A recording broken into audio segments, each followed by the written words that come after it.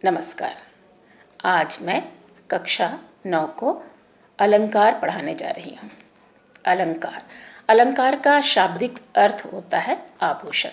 जिस तरह से स्त्रियाँ अपने शरीर को सजाने के लिए, सुंदर दिखने के लिए तरह तरह के आभूषणों का प्रयोग करती हैं, उसी तरह से काव्य की जिन शब्दों के द्वारा शोभा बढ़ाई जाती है उसे अलंकार कहते हैं।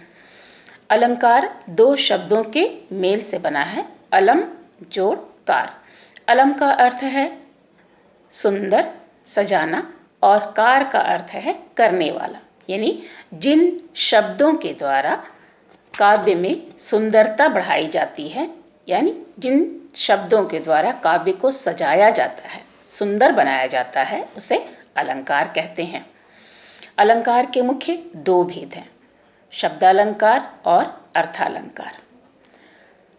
शब्दालंकार यानी शब्दों के द्वारा जहाँ काव्य में चमत्कार या सुंदरता बढ़ाई जाती है उसे शब्दालंकार कहते हैं। शब्दालंकार के भी मुख्य तीन भेद हैं, अनुप्रास अलंकार, यमक अलंकार और श्लेष अलंकार। अनुप्रास अलंकार जहाँ वर्णों की आवृत्ति होती है उसे अनुप्रास अलंकार कहते हैं। जैसे मुदित महीपति मंदिर आए, सेवक सचिव सुमंत्र बुलाए। यानी पहली पंक्ति में म वर्ण की आवृत्ति हुई है और दूसरी पंक्ति में स वर्ण की आवृत्ति हुई है। दूसरा यमक अलंकार, जब एक ही शब्द बार बार आए किंतु उसके अर्थ भिन्न भिन्न हो, वहाँ यमक अलंकार होता है।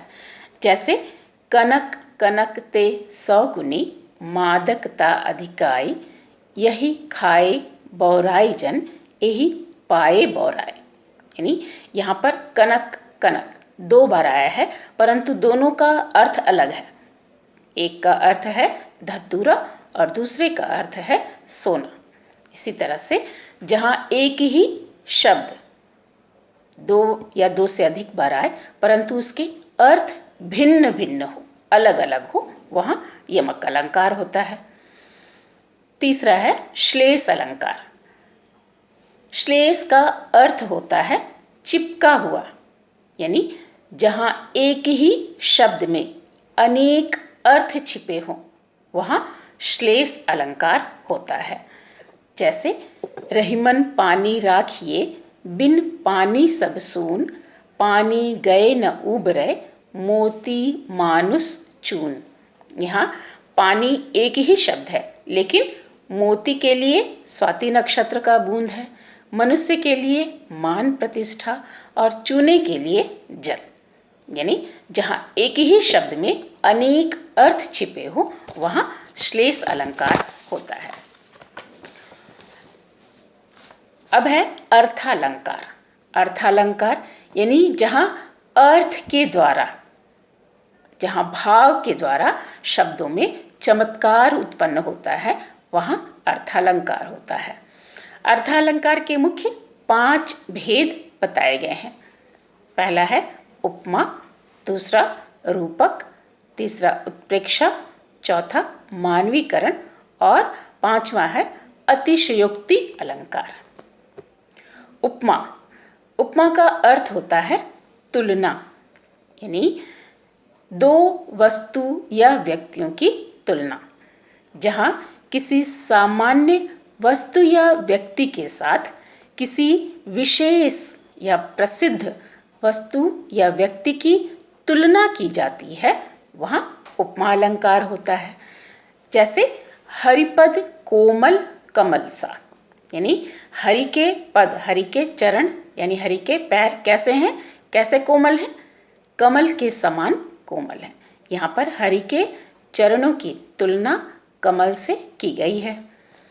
दूसरा है रूपक अलंकार, जहाँ उपमेय पर उपमान का अभेद आरोप हो, यानी यहाँ तुलना नहीं की जाती है, यहाँ उसको वही मान लिया जाता है, वहाँ पर रूपक अलंकार होता है। जैसे चंद्र खिलौना लई हूँ मैया, मैं तो चंद्र खिलौना लई हूँ। यहाँ पर श्री कृष्ण अपनी माँ से चंद्रमा को ही खिलौने के रूप में मांग रहे हैं। यानी चंद्रमा को खिलौना नहीं माना गया है, चंद्रमा को ही खिलौना माना गया है। तो ऐसे में यहाँ रूपक अलंकार हुआ। तीसरा है उत्प्रेक्षा अलंकार, यानी जहाँ उपमेय में उपमान की कल्पना या संभावना की जाती है, वहाँ पर उत्प्रेक्षा अलंकार होता है। जैसे फूले कास सकल मही छाई, जनु बरखा ऋतु प्रकट बुढ़ाई। यानी यहाँ पर कास के फूल पृथ्वी पर सभी जगह खिल गए हैं, ऐसा प्रतीत हो रहा है जैसे वर्षा ऋतु जो है वह बूढ़ी हो गई है, यानी समाप्त होने वाली है। एक और बात बता दूं, उत्प्रेक्षा अलंकार में जहाँ जनु, मनु, ज्यों इस तरह के जिन काव्यों में, जिन पंक्तियों में आपको शब्द दिखाई दे, वहाँ उत्प्रेक्षा अलंकार समझ जाइएगा। चौथा है मानवीकरण। मानवीकरण यानी जहाँ जड़ वस्तु को मानव के रूप में माना जाता है, यानी जहाँ जड़ में चेतना का आरोप होता है, वहाँ मानवीकरण अलंकार होता है। जैसे मेघ आए बड़े बन ठन के सवर के, यानी मेघ बादल को यहाँ पर दामाद के रूप में माना गया है, जो बहुत बन ठन के सवर के अपने ससुराल आ रहे हैं।